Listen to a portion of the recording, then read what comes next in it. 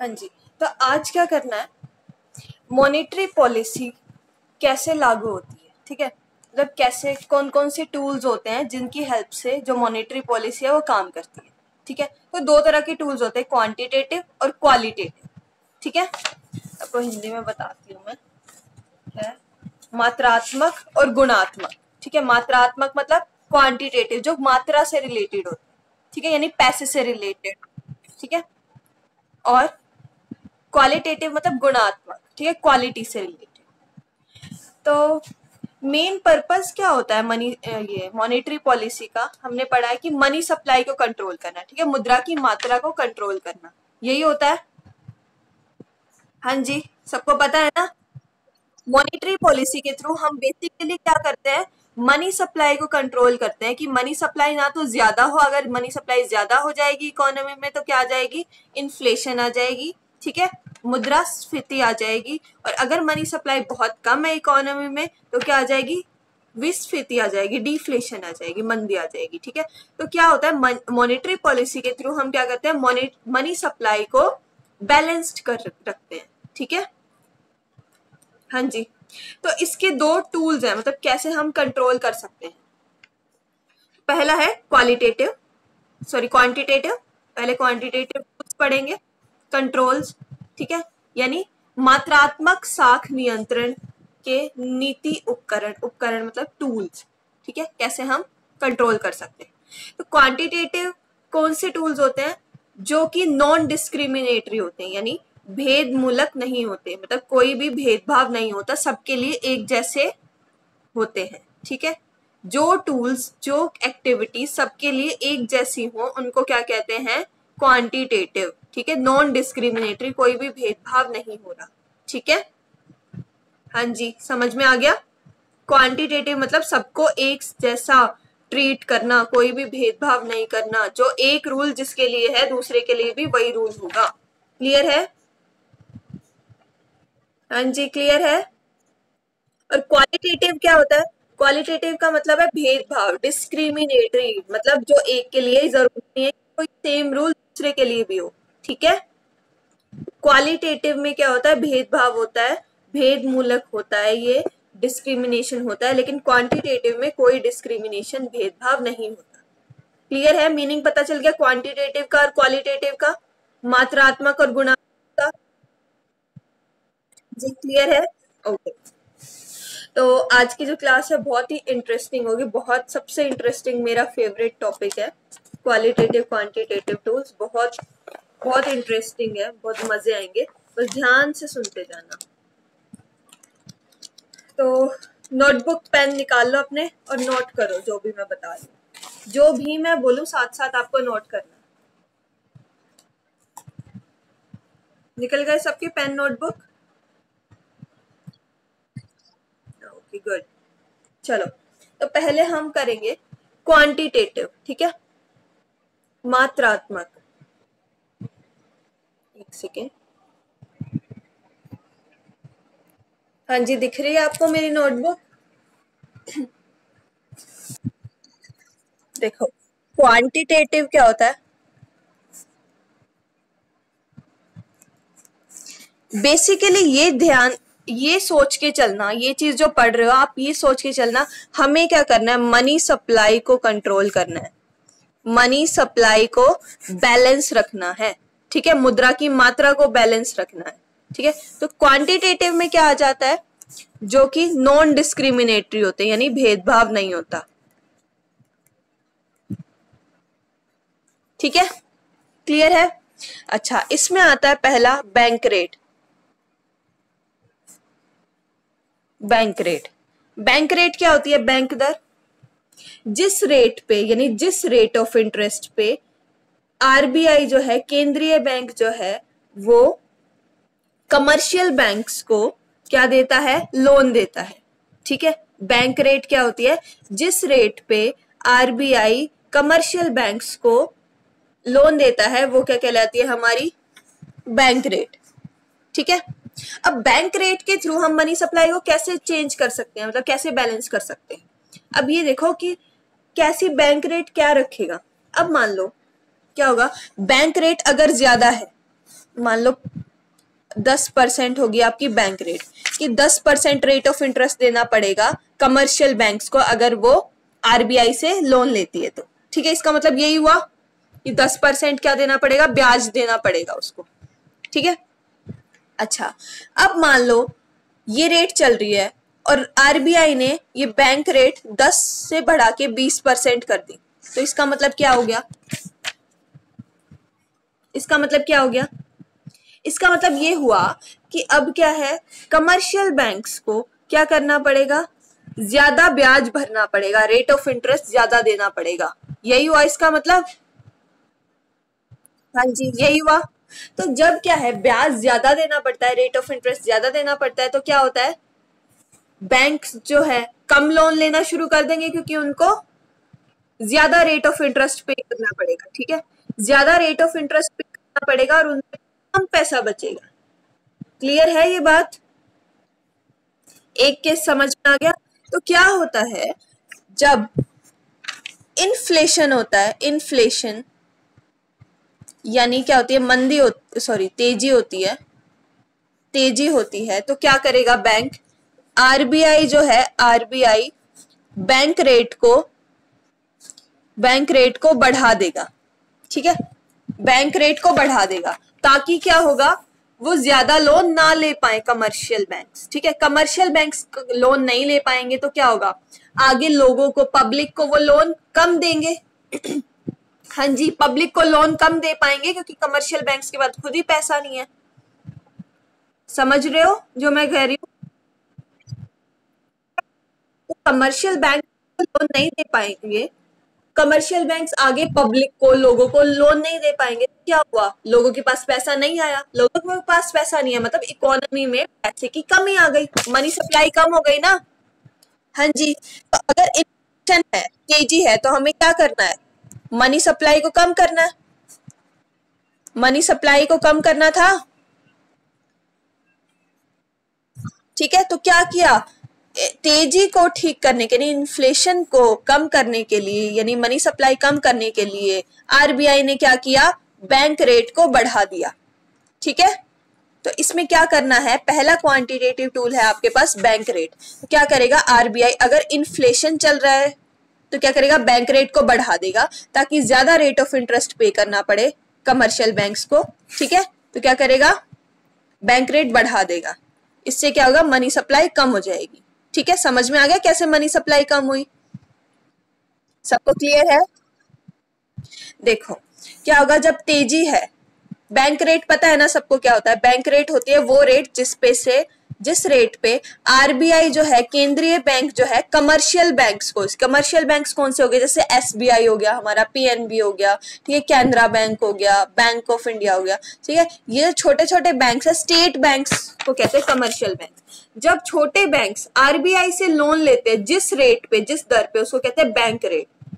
ठीक है, तो क्या होगा, जब अगर तेजी चल रही है, इकोनॉमी में क्या है, बहुत ज्यादा तेजी है, मुद्रास्फीति है, ठीक है, इन्फ्लेशन है, तो क्या करेगा, मनी सप्लाई को कम करना पड़ेगा क्योंकि मनी बहुत ज्यादा फ्लो कर रहा है इकोनॉमी में, मनी सप्लाई कम करनी है, तो आरबीआई क्या करेगा, बैंक रेट बढ़ा देगा। बैंक रेट के बढ़ने से क्या होगा, कमर्शियल बैंक्स कम लोन ले पाएंगे। हाँ जी, क्योंकि ब्याज ज्यादा देना पड़ रहा है तो कम लोन लेंगे। तो अगर कमर्शियल बैंक्स के पास ही कम लोन है, कम पैसा है, तो वो आगे लोगों को भी कम ही लोन देगी। हाँ जी, लोगों को भी कम लोन देगी, तो क्या होगा, इकोनॉमी में से मनी सप्लाई अपने आप कम हो जाएगी। ठीक है, क्योंकि लोन कम मिलेगा, लोगों के पास पैसा कम आएगा। क्लियर है सबको? संजू आप पूछ रहे थे, रिपीट करके बोल रहे थे, क्लियर हो गया आपको? ओके, अब इसका ऑपोजिट केस देखो, ये तो हो गया हमारा इन्फ्लेशन जब तेजी है। अब मान लो डिफ्लेशन है, डिफ्लेशन मतलब मंदी है, मंदी है, तो क्या करेगा बैंक, बैंक रेट को क्या करेगा, बैंक रेट को कम कर देगा। ठीक है, यानी मंदी है तो उसको क्या करना पड़ेगा, मनी सप्लाई बढ़ाने की जरूरत है, बैंक रेट कम कर देगा, यानी कमर्शियल बैंक्स क्या करेंगे, ज्यादा लोन लेंगे आरबीआई से। अच्छा, कमर्शियल बैंक ज्यादा लोन लेंगे तो उनके पास पैसा आ जाएगा, अब वो क्या करेंगे, लोगों को ज्यादा लोन दे सकेंगे। ज्यादा लोन दे सकेंगे मतलब लोगों के पास पैसा आ जाएगा, इकोनॉमी में मनी सप्लाई बढ़ जाएगी। हाँ जी, क्लियर हो गया आप सबको? ओके, तो बैंक रेट का आप बता दोगे कि बैंक रेट एक क्वांटिटेटिव टूल है, मनी सप्लाई को कंट्रोल करने का एक क्या है, मात्रात्मक उपकरण है, जिसके थ्रू हम क्या कर सकते हैं, मनी सप्लाई को, मुद्रा की पूर्ति को बैलेंस कर सकते हैं। अगर तेजी है तो क्या होगा, बैंक रेट बढ़ा देंगे, अगर मंदी है तो आरबीआई क्या करेगी, बैंक रेट को घटा देगी। क्लियर है? हाँ जी, क्लियर है? ओके, ये चीज आप नोट कर लीजिए सब। अब अगला है आपका ओपन मार्केट ऑपरेशंस, खुले बाजार की क्रिया। ओपन मार्केट ऑपरेशंस क्या होती हैं? गवर्नमेंट की कुछ सिक्योरिटीज होती है, ठीक है। सिक्योरिटीज मतलब जैसे बिल्स, ट्रेजरी बिल्स, आप आगे पढ़ोगे। सिक्योरिटीज मतलब एक पेपर होता है, गारंटी पेपर, ठीक है। अगर हम सिक्योरिटीज में क्या, हम निवेश भी कर सकते हैं, यानी जैसे बॉन्ड्स है, इक्विटीज है, वैसे ही सिक्योरिटीज होती है, ठीक है। तो क्या होता है, अब मान लो ओपन मार्केट ऑपरेशंस क्या होता है,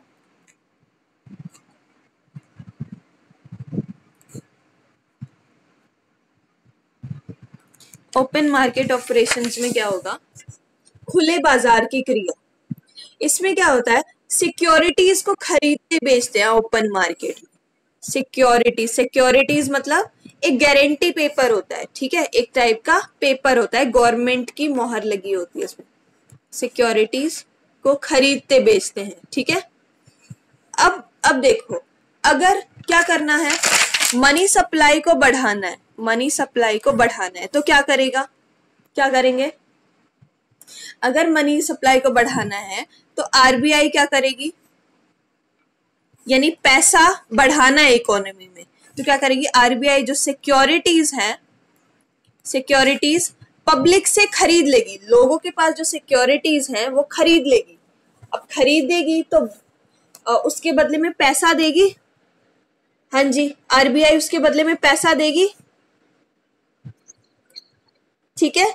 तो क्या होगा, जब अगर मनी सप्लाई को बढ़ाना है इकोनॉमी में, मंदी चल रही है, मंदी चल रही है, तो क्या करना है, मनी सप्लाई को बढ़ाना है, तो आरबीआई क्या करेगी, सिक्योरिटीज को परचेज करेगी, खरीद लेगी, ठीक है। खरीदने से क्या होगा, लोगों के पास पैसा जाएगा, ठीक है। खरीदेगी किसी से तो पैसा देना पड़ेगा ना उसको, आरबीआई लोगों से, फ्रॉम पब्लिक, फ्रॉम पब्लिक, ठीक है, और पेज टू पब्लिक, पब्लिक को पे करेगी, पब्लिक को पे करेगी, यानी लोगों के पास, पब्लिक के पास पैसा जाएगा, ठीक है। लोगों के पास पैसा जाएगा, इसका मतलब क्या होगा, मनी सप्लाई जो है वो बढ़ जाएगी। क्लियर है? हाँ जी, समझ में आ गया? Okay, okay.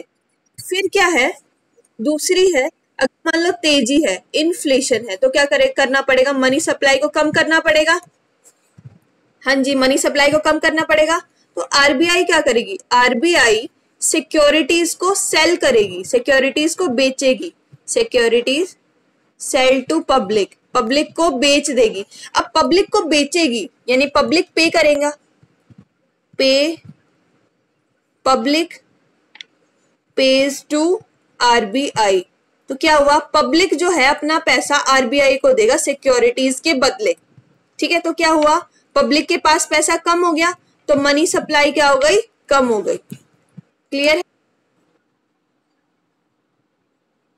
हाँ जी, समझ में आया? ऑपरेशन सिक्योरिटीज का गेम होता है सारा, ठीक है। अगर मंदी है, इकोनॉमी में डिफ्लेशन चल रहा है, तो मनी सप्लाई को बढ़ाना पड़ेगा, तो आरबीआई क्या करेगी, सिक्योरिटीज बेच देगी, सिक्योरिटीज बेचेगी तो क्या होगा, उसको पे करना पड़ेगा, खरीदेगी, ठीक है, सिक्योरिटीज खरीदेगी तो उसको पैसा देना पड़ेगा, यानी पब्लिक को पैसा देना पड़ेगा, मनी सप्लाई बढ़ेगी पब्लिक के पास, ठीक है। और इसके ऑपोजिट अगर तेजी है, इन्फ्लेशन है, तो मनी सप्लाई को कम करना पड़ेगा, तो क्या करेगी, सिक्योरिटीज बेच देगी, ठीक है, सेल कर देगी पब्लिक को। अब सेल करेगी तो पब्लिक को क्या करना पड़ेगा, आरबीआई को पैसे देने पड़ेंगे सिक्योरिटीज के बदले, तो मनी सप्लाई कम हो जाएगी। क्लियर है? हाँ जी, दूसरा पॉइंट क्लियर हो गया। ओके, तीसरा है हमारा change in minimum cash reserve ratio, न्यूनतम नगद निधि अनुपात में परिवर्तन। Change in minimum cash reserve ratio, तो क्या है? CRR पढ़ा होगा, नगद निधि अनुपात। हाँ जी, नगद होता है। अब आपकी इस बुक में नगद निधि अनुपात की डेफिनेशन एकदम सही लिख रखी है। ये देखो, इसमें लिख रखा है, इस विधि के अनुसार सभी बैंकों को अपनी जमा राशि एक निश्चित प्रतिशत नगद के रूप में केंद्रीय बैंक के पास रखना पड़ता है। ठीक है, यानी कैश रिजर्व रेशियो जो है वो क्या होता है, अपने कैश के, बैंक्स के पास जितना कैश होता है उसका कुछ पार्ट, कुछ प्रोपोर्शन, कुछ अनुपात क्या करना पड़ता है, कुछ परसेंटेज, एक निश्चित प्रतिशत नगद निधि यानी कैश को क्या करना पड़ता है, आरबीआई के पास, केंद्रीय बैंक के पास जमा करना पड़ता है। उसको क्या कहते हैं, कैश रिजर्व रेशियो। ठीक है, नगद निधि अनुपात। पता है आप सबको सीआरआर क्या होता है, कैश रिजर्व रेशियो क्या होता है? ठीक है, सबको पता है ना? हाँ जी, सबको पता है या खुशबू को पता है? ओके ओके, तो अभी क्या है, देखो, सीआरआर, सीआरआर अगर ज्यादा है इसका मतलब क्या है, सीआरआर ज्यादा, ध्यान से सुनना, अगर सीआरआर ज्यादा है तो इसका मतलब होगा कि बैंक को ज्यादा पैसा आरबीआई के पास जमा करना पड़ रहा है। ठीक है, अब मान लो 1 लाख रुपए है, छोटा अमाउंट लेते हैं, मान लो 100 रुपए है, 100 रुपए है बैंक के पास, 100 रुपए है तो क्या होगा, और सीआरआर है 4%। ठीक है, मान लो सीआरआर 4% है, यानी इसका क्या है, 40 रुपये, 4% यानी 4 रुपए उसको क्या करना पड़ेगा, 4 रुपए आरबीआई के पास, आरबीआई को देने पड़ेंगे। ठीक है, यानी बैंक के पास कितने रुपए बचे, 96 रुपीज बचे। हाँ जी, अगर सीआरआर 4% है और 100 रुपए बैंक के पास, तो 96 रुपीज बचे बैंक के पास लोन देने के लिए। और इसके ऑपोजिट अगर क्या होगा, अगर 4 रुपए से बढ़ा दिया हमने, 4% से बढ़ा दिया 6%, तो क्या होगा, 6 रुपए देने पड़ेंगे और बैंक के पास कितने रुपए बचे, 94 रुपीज। ठीक है, तो क्या होगा, अगर सीआरआर बढ़ाते हैं, सीआरआर अगर बढ़ेगा तो क्या होगा, मनी सप्लाई जो है वो कम हो जाएगी। क्यों? क्योंकि कमर्शियल बैंक्स के पास लोन देने के लिए कम पैसा बचा, 94 रुपीज बचे, है ना। पहले 96 रुपीज थे, लेकिन सीआरआर बढ़ गया तो क्या हुआ, 94 रुपीज बचे, तो क्या हुआ, मनी सप्लाई कम हो गई, लोन कम दे पाएगा। समझ में आया? इसके ऑपोजिट क्या है, अगर सीआरआर कम है, मान लो पहले 4% था, उसको 4% से घटा के 2% कर दिया, 2% कर दिया, यानी बैंक्स को क्या है, 2 रुपए आरबीआई को देने पड़ेंगे, उसके पास कितने बचे, 98। ठीक है, तो क्या हुआ, पहले 96 बचे थे, अब 98 है, तो यानी क्या है, वो ज्यादा पैसा लोन में दे सकता है कमर्शियल बैंक्स लोगों को, तो मनी सप्लाई बढ़ेगी। ठीक है, तो इसका सीधा साधा क्या मतलब है, अगर मंदी है, मंदी है इकोनॉमी में, तो क्या करना पड़ेगा, मनी सप्लाई को बढ़ाना पड़ेगा, तो क्या करेंगे, सीआरआर को कम करना पड़ेगा। ये चीज, ये चार्ट बना लो। ठीक है, अगर मंदी है तो मनी सप्लाई को कम करना पड़ेगा, तो आरबीआई क्या करेगी, सीआरआर को कम कर देगी। ठीक है, और अगर तेजी है, इन्फ्लेशन है, तो क्या करेगी, मनी सप्लाई को कम करेगी, तो उसके लिए आरबीआई क्या कर देगी, आरबीआई सीआरआर को बढ़ा देगी। क्लियर है? हाँ जी, सबको समझ में आ गया? इजी है? इजी लग रहा है? ओके, फिर है आपका फोर्थ पॉइंट है तरलता परिवर्तन, change in liquidity ratio. Liquidity ratio अब क्या है, एक होता है SLR, स्टैट्यूटरी लिक्विडिटी रेशियो। उसका क्या मतलब है कि कमर्शियल बैंक्स को कुछ परसेंटेज, मतलब जितना डिपॉजिट्स आया, जितना पैसा है, उसका कुछ परसेंटेज अपने पास रखना होता है, कैश की फॉर्म में या फिर गोल्ड की फॉर्म में। ठीक है, या तो कैश की फॉर्म में रखें या गोल्ड की फॉर्म में रखें अपने पास रिजर्व में। ठीक है, समझ में आई? हाँ जी। SLR का मतलब होता है स्टैट्यूटरी लिक्विडिटी रेशियो। लिक्विडिटी मतलब तरलता। ठीक है, यानी कमर्शियल बैंक्स को के पास जितने भी डिपॉजिट्स हैं उनको क्या करना पड़ता है, कुछ परसेंटेज उसका अपने पास रखना होता है, कैश में या फिर गोल्ड की फॉर्म में। ठीक है, उसको कहते हैं liquidity ratio, statutory liquidity ratio, तरलता अनुपात। ठीक है, अपने पास रखना होता है। CRR क्या होता है, जो RBI के पास रखना होता है। ठीक है, SLR जो होता है वो अपने पास रखना होता है। अब देखो, अपने पास रिजर्व में रखना पड़ता है, यानी जमा रखना पड़ता है, उसको लोन में नहीं दे सकते। ठीक है, उसको लोन में नहीं दे सकते, लोगों को वो अमाउंट लोन में नहीं दे सकते। क्यों? क्योंकि उनको खुद के, मान लो किसी भी टाइम इमरजेंसी पड़ जाए तो क्या होगा, उनको पैसे की जरूरत होगी ना, इसीलिए रिजर्व में रखते हैं। सब बैंक्स अपने पास कुछ परसेंटेज रिजर्व में रखते हैं। ठीक है, तो क्या होगा, अगर मंदी है तो क्या करेंगे, मनी सप्लाई बढ़ानी है तो क्या करेगा, RBI जो है, RBI सेट करता है ये सब। RBI क्या है, SLR को क्या करेगा, कम कर देगा। ठीक है, यानी आप लोन देने के लिए पैसा ज्यादा रखो और रिजर्व में कम रखो। क्लियर है? और अगर तेजी है, इन्फ्लेशन है, तो क्या करना पड़ेगा, मनी सप्लाई को कम करना है इकोनॉमी में से, तो RBI क्या करेगी, SLR को बढ़ा देगी। ठीक है, यानी लोन कम पैसा बचे। समझ में आ गई क्या? देखो देखो, SLR क्या होता है, SLR क्या होता है कि जितना बैंक्स में डिपॉजिट है उसका कुछ परसेंटेज उनको रखना पड़ता है एज अ रिजर्व। ठीक है, जमा रखनी पड़ती है, सेविंग्स, अपनी सेविंग्स के लिए। तो अगर मंदी है इकोनॉमी में, ठीक है, डिफ्लेशन चल रहा है, मंदी चल रही है, तो क्या करना पड़ेगा, मनी सप्लाई बढ़ानी, सप्लाई करेंगे, SLR को कम कर देंगे। ठीक है, और अगर तेजी है तो पड़ेगा, हाँ जी बोलो।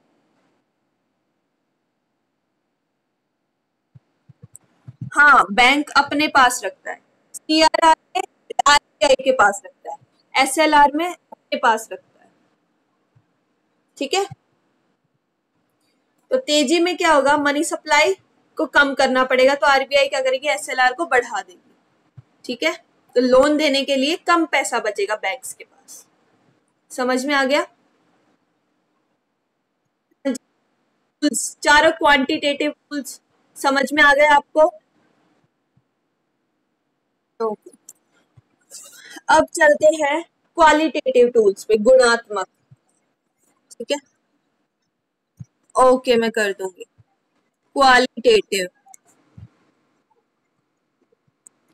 क्वालिटेटिव इसमें पहला है change in margin requirement of loans, ऋणों की सीमांत आवश्यकताओं में परिवर्तन। Change in margin requirements of loans. ठीक है, क्या होता है, पहले सबसे पहले ये वर्ड का मीनिंग समझो, मार्जिन रिक्वायरमेंट क्या होता है।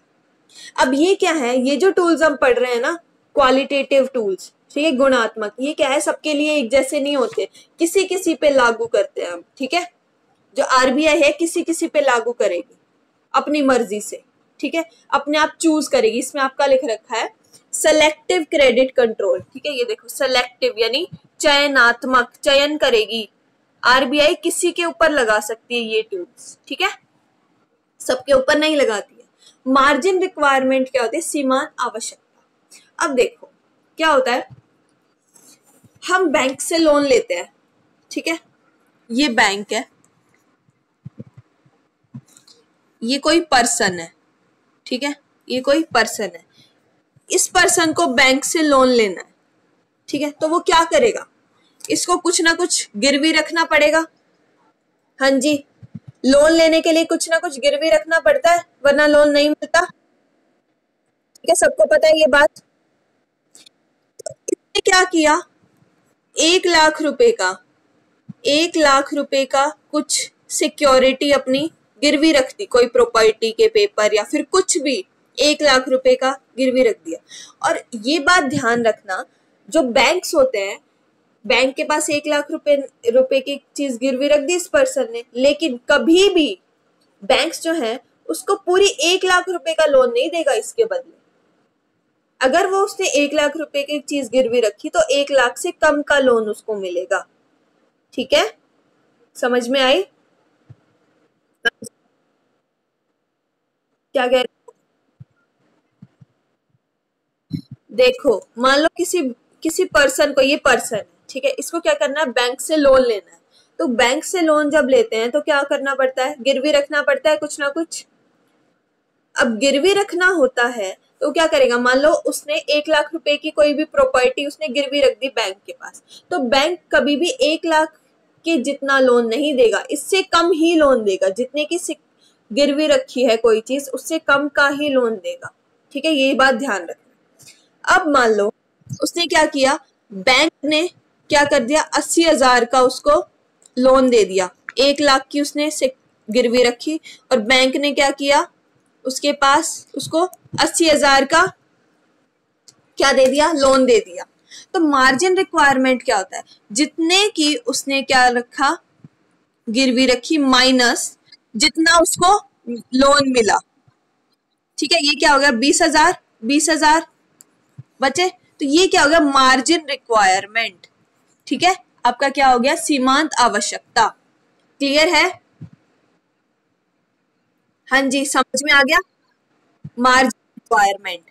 अच्छा, अब क्या है, मनी सप्लाई को कैसे कंट्रोल करते हैं, मार्जिन रिक्वायरमेंट के थ्रू। देखो क्या होगा, अगर मार्जिन रिक्वायरमेंट बढ़ा दिया, अब देखो उन्होंने क्या किया, ये तो 20% था, 20% चल रहा था मार्जिन रिक्वायरमेंट, अगर 20 से 40% कर दिया बैंक ने, तो क्या होगा, इसको 1 लाख के बदले 60,000 का लोन मिलेगा। हाँ जी, 60,000 का लोन मिलेगा, तो क्या हुआ, मनी सप्लाई कम हो गई, कम पैसा मिला, तो क्या हुआ, मनी सप्लाई कम हो गई। क्लियर है? अगर मान लो बैंक ने मार्जिन रिक्वायरमेंट कर दी, 10% कर दी, क्या हुआ, देखो क्या किया, बैंक ने क्या डिसाइड किया कि 20% मार्जिन रिक्वायरमेंट मिलेगा, यानी 1 लाख की अगर वो प्रॉपर्टी गिरवी रख रहा है तो उसको 80,000 ही लोन में मिलेगा, यानी 20% मार्जिन रिक्वायरमेंट होगा, ठीक है। तो क्या हुआ, अगर मान लो उसने क्या किया, 40% बढ़ा दिया मार्जिन रिक्वायरमेंट, बैंक ने 20% से 40% बढ़ा दिया, तो इसका मतलब क्या हुआ, 60,000 ही लोन में मिलेंगे उसको। हाँ जी, 60,000 उसको लोन में। ये चीज क्लियर है संजू आपको? बताओ माइक ऑन करके संजू।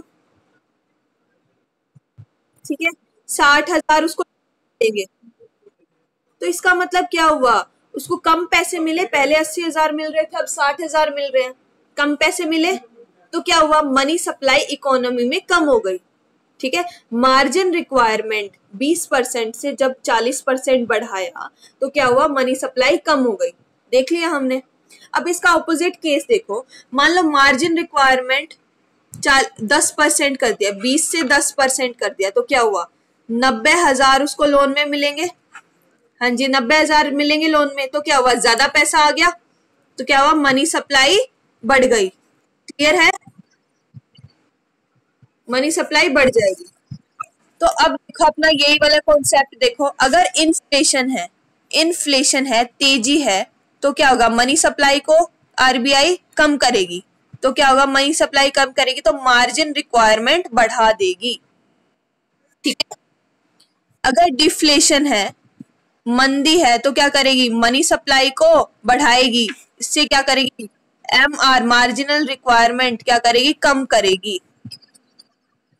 क्लियर है, समझ में आ गया सबको? ओके। क्या, आरबीआई करेगी, केंद्रीय बैंक। सेकंड है आपकी साख की राशनिंग, राशनिंग ऑफ क्रेडिट। ठीक है, क्रेडिट क्या होता है? हाँ जी,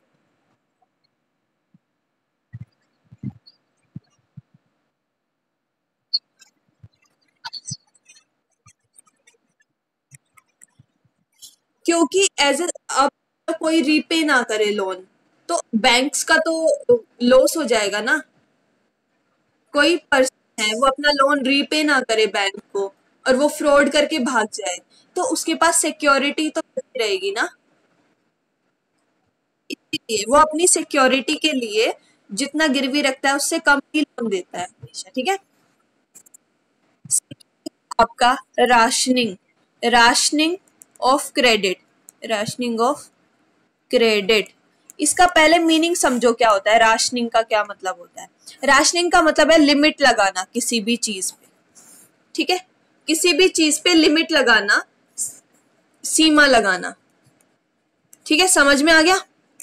अब क्या है कि सेंट्रल बैंक क्या करती है, सेंट्रल बैंक राशनिंग कर सकती है चार प्रकार से। देखो, ये है केंद्रीय बैंक जो है साख की राशनिंग चार प्रकार से करता है। कैसे? किसी विशिष्ट बैंक को रुपए उधार देने से इनकार करके। अब किसी भी स्पेसिफिक, अब आरबीआई की मर्जी कि एसबीआई को लोन नहीं देगा, वो मना कर दिया, तो क्या हुआ, लिमिट लगा दी। ठीक है, यानी मनी सप्लाई को कम कर दिया डायरेक्टली। हाँ जी, लिमिट लगा दिया, उसने मना कर दिया, आरबीआई ने मना कर दिया मैं इस बैंक को लोन नहीं दूंगा। तो क्या हुआ, इसका क्या मतलब होगा, मनी को कम कर दिया। ठीक है, पहली चीज ये। ठीक है, केंद्रीय बैंक के सभी को दिए जाने वाले ऋण में कमी कर सकता है। अब क्या करता है, जैसे पहला पॉइंट तो हमने पढ़ा कि किसी भी बैंक को कह दिया, किसी भी विशेष बैंक को, किसी भी स्पेसिफिक बैंक को कह दिया कि मैं लोन नहीं दूंगा, आरबीआई लोन नहीं देगी। सेकंड में क्या किया, मान लो उसने क्या किया, क्वांटिटी रिड्यूस कर दी। ठीक है, यानी कुछ बैंक्स को कह दिया कि लोन दूंगा लेकिन कम दूंगा। ठीक है, आरबीआई क्या करेगा, लोन जो है, ऋण जो है वो कम देगा। कम देगा का मतलब क्या हुआ, पैसा कम हुआ, मनी सप्लाई कम हो गई। ठीक है, थर्ड पॉइंट है केंद्रीय बैंक विभिन्न बैंकों को दी जाने वाली साख का कोटा निश्चित कर सकता है। कोटा निश्चित कर सकता है मतलब एक लिमिट लगा सकता है कि इस लिमिट तक ही लोन दूंगा, इससे ज्यादा नहीं दे सकते। ठीक है, तो हाँ, डायरेक्ट क्या किया, मनी सप्लाई को कंट्रोल कर लिया। ठीक है, एक लिमिट लगा दी, इससे ज्यादा नहीं मिलेगा किसी भी कमर्शियल बैंक को। हाँ जी, कोटा मतलब कुछ एक स्पेसिफिक वो लिमिट कर देना, एक कोटा सेट कर दिया कि इस पॉइंट से आगे नहीं मिलेगा आपको, इस लिमिट से ज्यादा इससे आगे नहीं होगा। एक मतलब एक पर्टिकुलर प्राइस फिक्स कर दिया, एक कोटा सेट कर दिया। ठीक है, एक लिमिट लगा दी, उसको कहते हैं। ठीक है, अब है फोर्थ पॉइंट है केंद्रीय बैंक उद्योगों और व्यवसायों को दी जाने वाली साख की सीमा निश्चित कर सकता है। अब क्या है, कोई भी कंपनीज को या फिर कोई भी बड़ी इंडस्ट्रीज को क्या कर सकता है, क्रेडिट देने में, लोन देने में वो अपने रूल्स बना सकता है। ठीक है, कह सकता है कि मैं एक निश्चित मतलब एक लिमिटेड अमाउंट में ही लोन दूंगा, आरबीआई डायरेक्टली कह सकता है। राशनिंग का क्या मतलब है कि डायरेक्ट लिमिट करना, आपको लिमिट लगा देना। ठीक है, चाहे वो क्या कर सकता है, किसी को भी कह सकता है, किसी भी बैंक को, उसकी मर्जी कि मैं तुझे आज के बाद लोन नहीं दूंगा। किसी को कह सकता है मैं सिर्फ इतना ही लोन दूंगा, किसी को कह सकता है कि मैं कभी दूंगा, मेरी मर्जी, कभी दूं कभी ना दूं। ठीक है, तो ये क्या होता है, राशनिंग ऑफ क्रेडिट, यानी क्रेडिट साख की उपलब्धता में कमी करवाना। क्लियर है? हाँ जी, अवेलेबिलिटी क्लियर है आपको?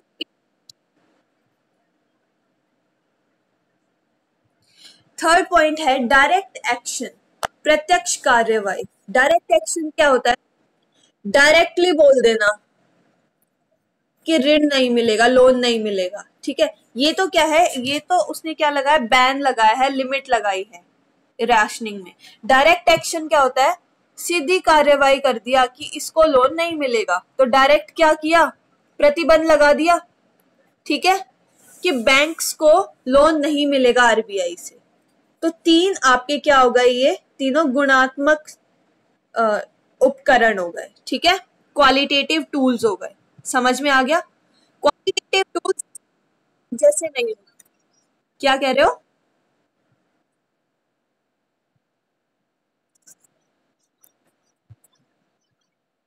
देखो ये सिर्फ ये वही चीज है, देखो देखो, लिमिट कब करेगा, जब मनी सप्लाई को कम करना होगा, जब लिमिट करेगा। हाँ जी, लिमिट कब करेगा, मनी सप्लाई कम नहीं होगी, अगर बढ़ानी होगी तो लिमिट करेगा ही नहीं, राशनिंग नहीं करेगा, ठीक है। ये डायरेक्ट एक्शन है, मनी सप्लाई बढ़ानी होगी तो ऐसे एक्शंस नहीं लेगा, नेगेटिव एक्शंस, और मनी सप्लाई कम करनी होगी तो प्रतिबंध लगाएगा, ठीक है, बैन लगाएगा, वो रिस्ट्रिक्शंस लगाएगा। क्लियर है?